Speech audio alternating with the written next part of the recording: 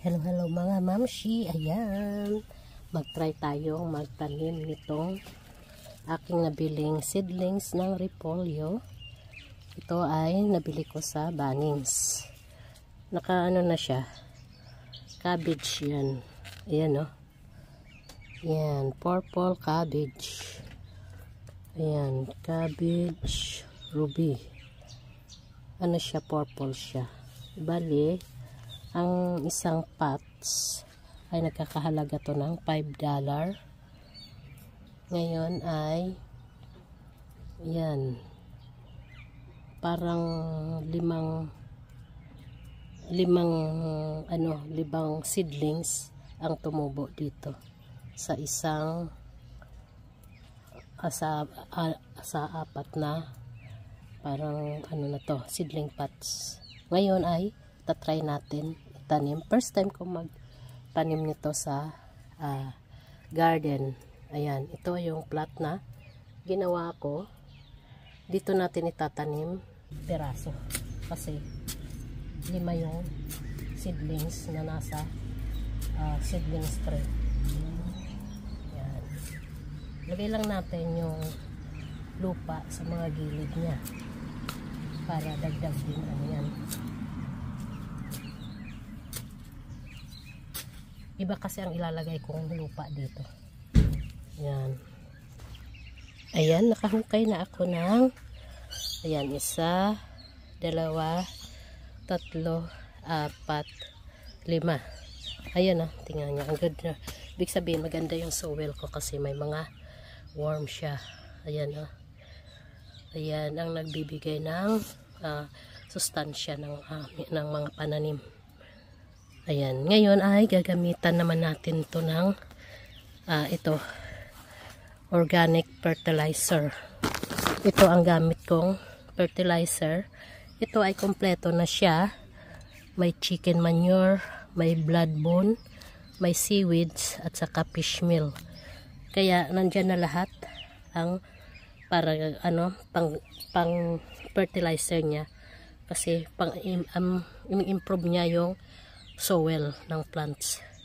Tapos haluan ko lang nitong sandy soil.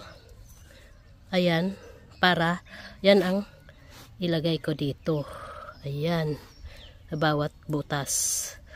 Ayan, maghahalo tayo. Lalagyan natin ng fertilizer. Ayan, haluin na natin ito. Ngayon ay lagyan muna natin itong ating sand. Ang bawat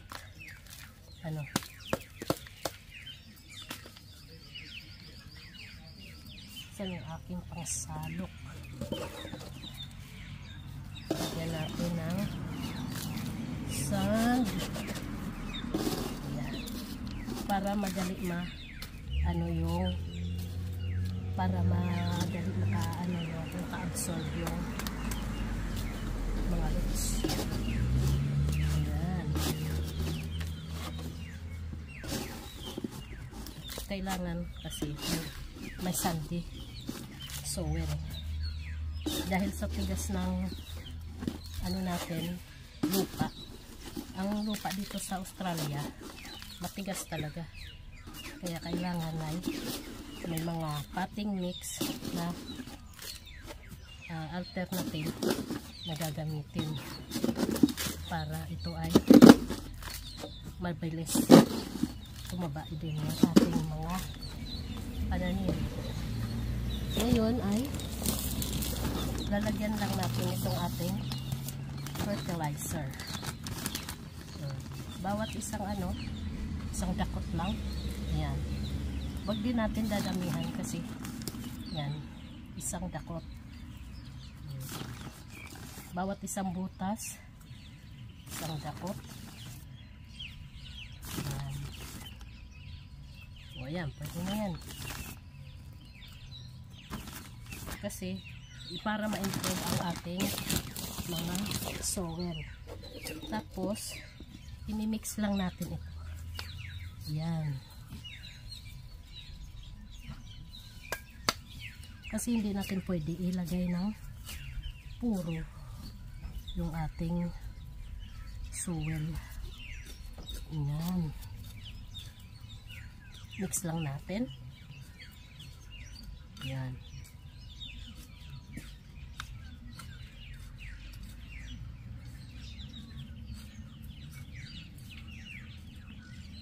Ayan. Ngayon ay pwede na natin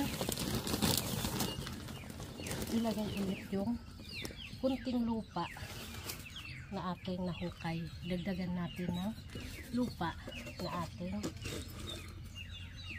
nahukay. Yan. Yan. Bago itanim yung ating repolyo.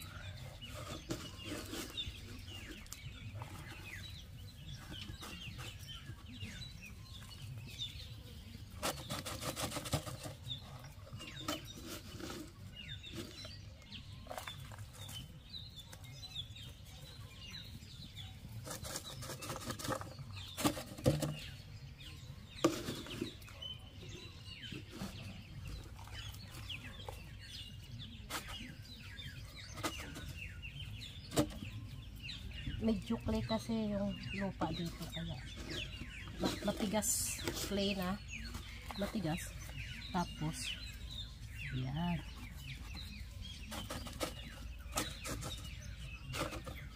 yan, pwede na yan.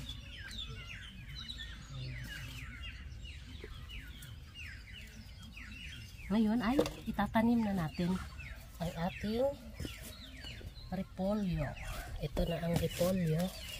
Ipaplant na natin sila. Ayan.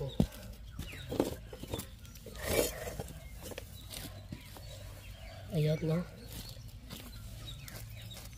Kailangan ay anuhin lang natin para hindi masira yung, ayan, isa-isahin lang natin para di masira yung ugat. Ayan na. O, dahil dalawa sila, hahatiin natin ito sa dalawa. Asaan yung aking tanggupit? Ayan, o. Established na siya. Ayan, o. Ngayon ay itatanim na lang natin. Tanggalin natin itong dry leaves. Ayan. Tapos, ay ilagay lang natin siya dito. O. Diba? At tabunan natin ng soil. Ayan. Dahan-dahan lang yung pagtanim, pero kailangan yung pinakaano ng puno ay ididiin natin para yung pinakaano niya madali ito tumubo.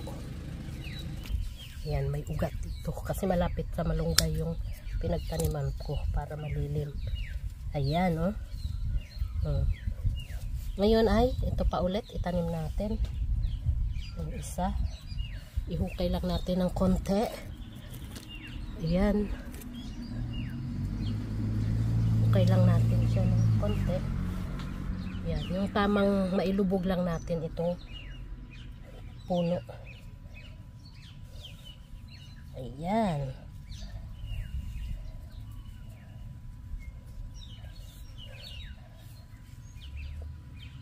Kailangan idiin yung malapit sa puno para yung ugat ay ma-compress.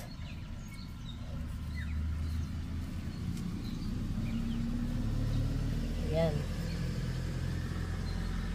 Ngayon, kung may mga dry na dahon, tanggalin na natin ito para hindi na maano. Ayan, pag may mga dry na dahon, tatanggalin na natin. Ayan, nakadalawang tanim na tayo. O, ayan, oh. Kadalawang ano na ako. O, doon naman sa iba. Ayan. Ayan. Ito pa, tatlo pa ang ating itatanim ngayon. Ayan. Ito ay madali na lang kasi nakasiparit na siya sa bawat isang ano, ayan. Tatanim na lang natin. Ang taba-taba niya. Ayan, oh. Kaya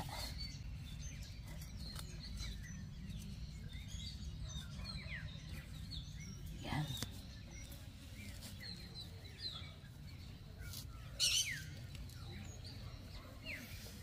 Ayan o.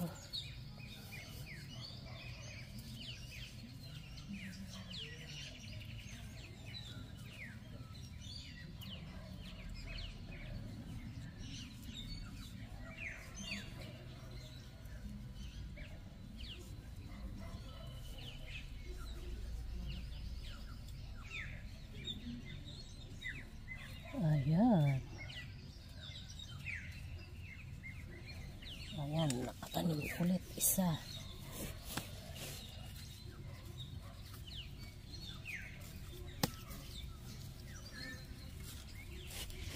Ayan, pangalawa naman. Dito.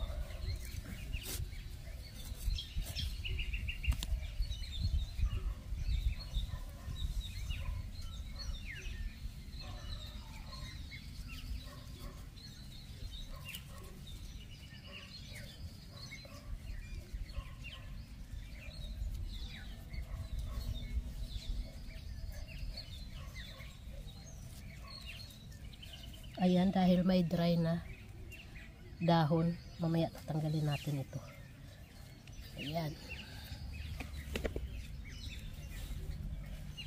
Sana lang. Ayan. Pag nag-success ito, tatanim ulit ako ng green. Ito kasi purple, pang salad to eh. Ayan.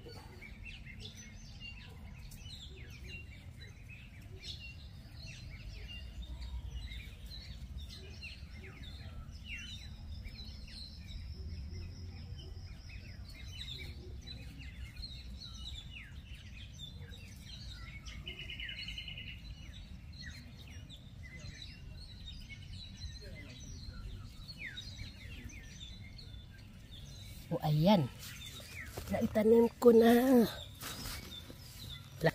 O diba? Isa, dalawa, tatlo, apat, lima. Cross finger tayo na sana ay mag-success itong aking tanim. Ayan, first time magtanim ng repolyo. Ayan. Ngayon ay didiligan na natin ito. Ayan. Kuha tayo ng pandilig. Ayan. Ilalagay ko to dito para may tatak ako. Diba? Ayan. Ibig sabihin ay cabbage. Diba? Didiligan na natin yan. Pag nagdilig, kailangan hindi masyadong malakas, sa gilid lang ang pagdilig. Yan, naan natin yan, hindi pwede malakas. Yan, at ano natin, sprinkler niya. Ayan, nabasa na yung cellphone ko. Ganyan lang. Ayan ang ating pagdilig para hindi maano ang pananim. Kailangan dilig na dilig kasi para yung tubig ay mag-absorb sa ilalim. Pag first time kayong nagtatanim, kailangan ay sobrang basa ang tubig para ito ay mag-absorb hanggang ilalim. Yan.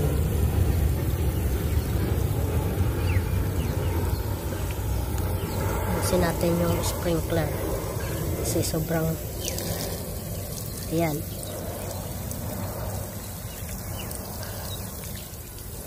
Tama na yan. Ayan. Dito naman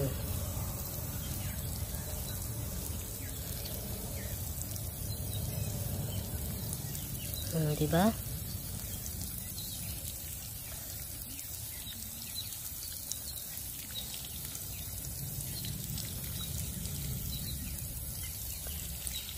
Yan. Basa na rin yan. Sa iba. Ayan, ayan.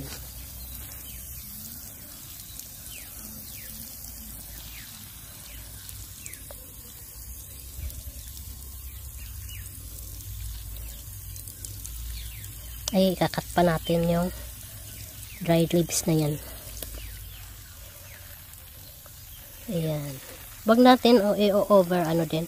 Pag nagdidilig kayo, wag masyado i-over water kasi ang repolyo ay na mabilis mag-rotate yung kanyang ugat pag over naman sa tubig. Kaya pag na-establish na ito, konting tubig na lang ang ilalagay nyo sa pagdidilig. Hindi siya araw-araw. Minsan twice a week. Basta titingnan nyo lang yung ano ng lupa. Pag medyo dry na, yan, diligan nyo. Pero pag ano pa, yung tawag nito,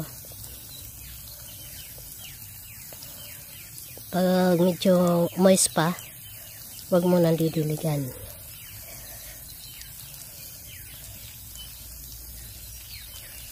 Ayan, ayan.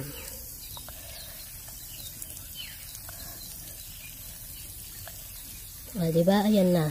Tapos ngayon, lalagyan pa natin siya ng ano tawag nito?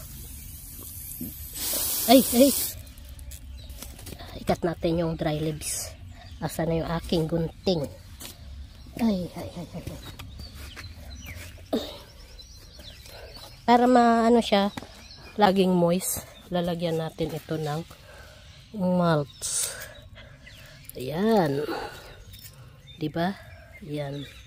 Ngayon ay magkukuha tayo ng mulch. Kaya lalagyan natin ito ng mulch. Ayan. Maglalagay pa tayo nitong ating sugarcane mulch. Ayan, oh. Ayan. Lalagyan natin to. Lalagyan natin yung ating tawag ito. Ang ating cabbage ng mulch.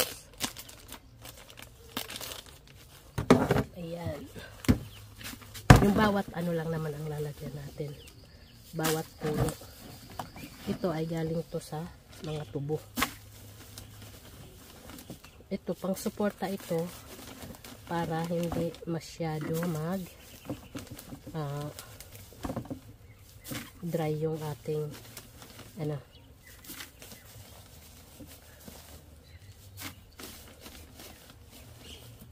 Ayan. Lagyan na natin ang bawat puno niya. Ayan. Bawat puno ay lalagyan natin itong mulch para ito ay suporta na hindi magdadry yung ano, para laging moist yung kanyang puno. Ganyan. Diba?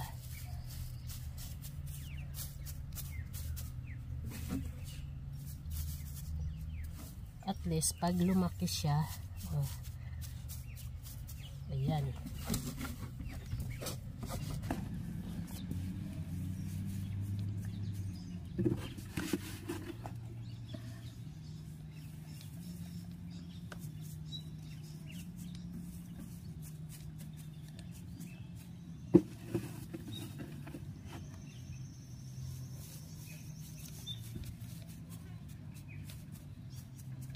Kailangan wag tatabunan yung dahon.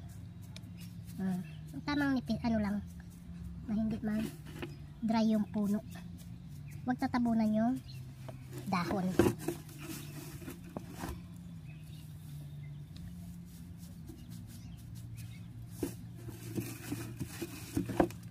Ayan, ayan.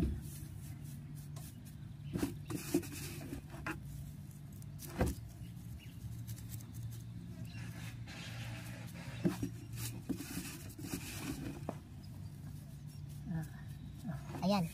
Lalagyan na natin. Dalawa pa yung aking paglalagyan. Ayan. O, nalagyan ko na lahat ng mga mulch. Ayan. I-update ko na lang kayo pag successful ang aking nagawa. Ayan. First time kong nagtanim ng cabbage. Pag nag-success ito, magtatanim din ako ng green cabbage. Diba? Okay mga mamshi. Ayan, may mga tanim na rin yung doon sa dulo. May mga tanim na rin yung mais. Ayan. White corn naman ang tanim ko doon. Bukas naman ay magtatanim naman ako ng bawang. Pero sa mga ganito lang. Dito ko lang sila itatanim. Ayan. Ngayon ay itutuloy ko pa rin ang aking pagtatanim dahil meron pa ako ditong talong. Ayan, nabili ko rin yan. Yan. 4 na punong talong. Tatanim ko naman dito.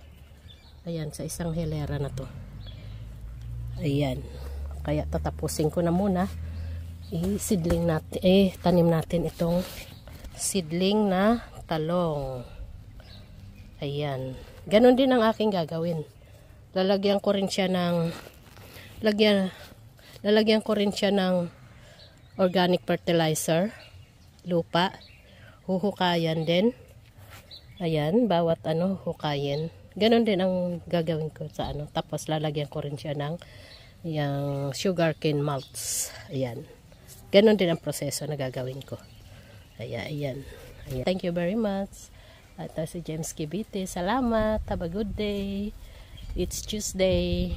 Ayan. Maraming salamat. God bless us all. Thank you sa inyong support lagi sa aking YouTube channel, James Kibite. Sana ay huwag kayong magsasawa. God bless you and God bless us. Thank you.